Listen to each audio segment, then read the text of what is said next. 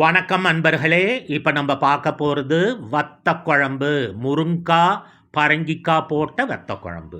கடாயில் எண்ணெய், பூண்டு, வெங்காயம் போட்டு நல்லா வதக்கணும். உப்பு கொஞ்சம் போட்டுக்கோங்க, ஏன்னா வெங்காயம் அப்போ தான் வதங்கும். கொஞ்சமாக உப்பு போட்டால் தான். இப்போ பிங்கிஷ் கலர் வரணும். வெங்காயம் வந்த உடனேயே 2 தக்காளி, நறுக்கின தக்காளியை அது மேலே போடணும். தக்காளி நல்லா வேகணும். நல்லா வேகணுங்கிறதுக்காக கொஞ்ச நேரம் மூடி வைங்க. இப்போ மூட போகிறாங்க பாருங்க.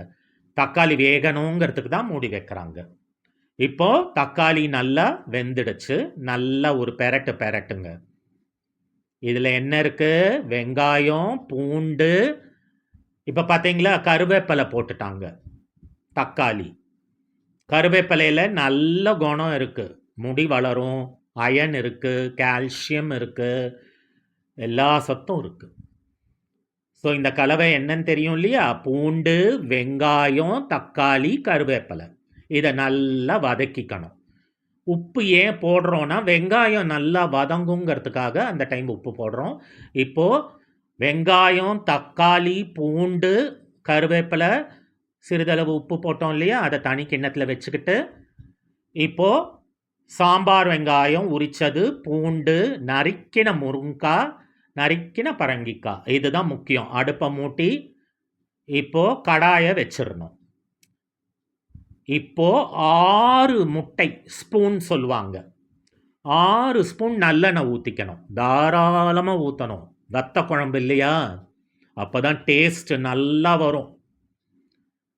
பண்ணி பாருங்க இதை. இப்போது காஷ்மீரி சில்லி, இதில் காரமே இருக்காது. 4 எடுத்துக்கோங்க, நல்லா கிள்ளி போட்டுக்கோங்க. பூண்டு ஒரு பல்லு உரித்து அது மேலே போட்டுருங்க. பூண்டு கேஸ்ட்ரிக்கு ரொம்ப நல்லது, இருதய நோய்க்கெலாம் கூட நல்லது. சாம்பார் வெங்காயம் நம்ம உரித்து வச்சுருந்தோம் இல்லையா? அதுவும் கருவேப்பிலை, கடுகு, வெந்தயம், இதையும் போட்டுருணும்.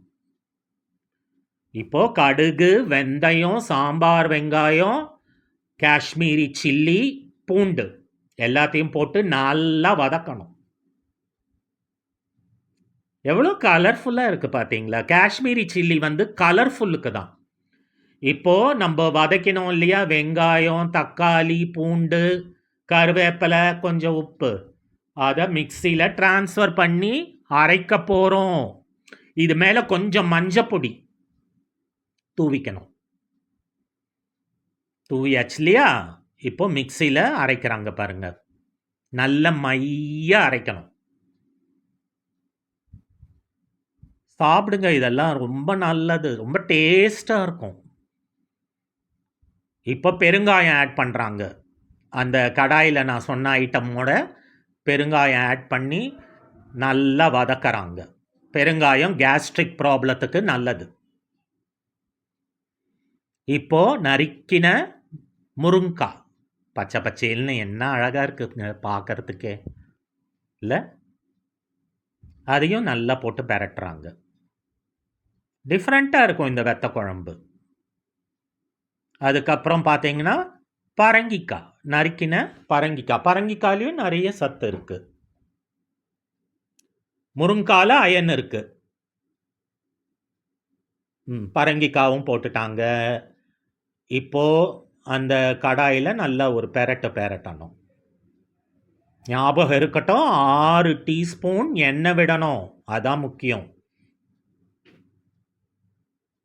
இப்போது கல்லுப்பு தேவைக்கேற்ப போட்டுக்கணும். கொஞ்சம் ருசிக்கு, ரொம்ப ருசியாக இருக்கும். அந்த காலத்து பாட்டியெல்லாம் பார்த்தீங்கன்னா இதான் யூஸ் பண்ணுவாங்க வெத்த குழம்புக்கு. டேஸ்ட்டு எக்கச்சக்கமாக இருக்கும், அப்படியே அள்ளும். இப்போ பாருங்க, பெரட்டுறாங்க. நல்ல எனக்கு நல்ல வாசனை வருதுங்க. இப்போவே வாசனை வருதே. அதுக்கப்புறம் இந்த புளி தண்ணியெலாம் பாருங்க. இப்போ மூடி வச்சுட்டாங்க. இப்போது அந்த விழுது இல்லையா, அந்த வதக்கினோம் இல்லையா வெங்காயம், தக்காளி, பூண்டு, அதோடைய விழுது மிக்சியில் அரைச்சோமே, அதோட விழுது அங்கே இருக்குது. இப்போ திருப்பியும் நல்லா வதக்கி இப்போது வெங்காயம், தக்காளி, பூண்டு இதெல்லாம் வதக்கினது மிக்ஸியில் அரைச்ச விழுத நம்ம அதில் கொட்டுறோம். இப்போது ஒரு சைஸ், அந்த லெமன் சைஸும்பாங்க, அந்த அளவுக்கு புளியை எடுத்து கரைச்சி வச்சுருக்காங்க.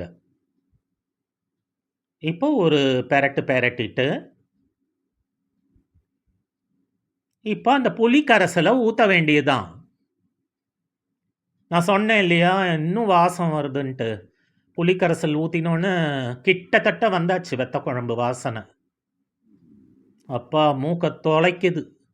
ஒரு கரண்டி சோறு போட்டவன் கூட டயட்டுன்றாங்க பாருங்களா. அது பார்த்தீங்களா? சாம்பார் பொடி ஒரு 2 ஸ்பூன், வேணும்னா ஒரு 3 ஸ்பூன், ரொம்ப காரம் சாப்பிட்றவங்க 4 ஸ்பூன் வரைக்கும் போடலாம். நாங்கள் ஒரு 3 ஸ்பூன் போட்டிருக்கோம். அதான் நான் சொன்னேன் இல்லையா, டயட் இருக்கிறவங்க ஒரு கரண்டி 2 கரண்டின்னு ஷோ காட்டுவாங்க. அவங்க கூட இந்த வெத்த குழம்பு காட்டிட்டோன்னு வச்சுக்கோங்க. வெல்லம் போடுறாங்க பாருங்க. ஐயோ, அந்த வெல்லம் அப்படியே நாக்கடியில் ஒரு டேஸ்ட் வரும் பாருங்க. இதில் என்ன டேஸ்ட்டுன்னு நம்ம குழம்புவோம். வெல்லம்னு சொன்னாதான் நமக்கு தெரியும். அப்படி ஒரு டேஸ்ட் வரும் நாக்கடியில். அதான் டயட் இருக்கிறவங்க கூட 2 கரண்டி சாதம் மேலே போட்டுக்கிட்டு இந்த வெத்த குழம்பை ஊற்றி சாப்பிடுவாங்க. லேயர் வருது பாருங்க, நல்ல லேயர் வரணும். இந்த வெல்லத்தை போட்டுட்டு கலராதிங்க, அப்படியே விட்டுருங்க.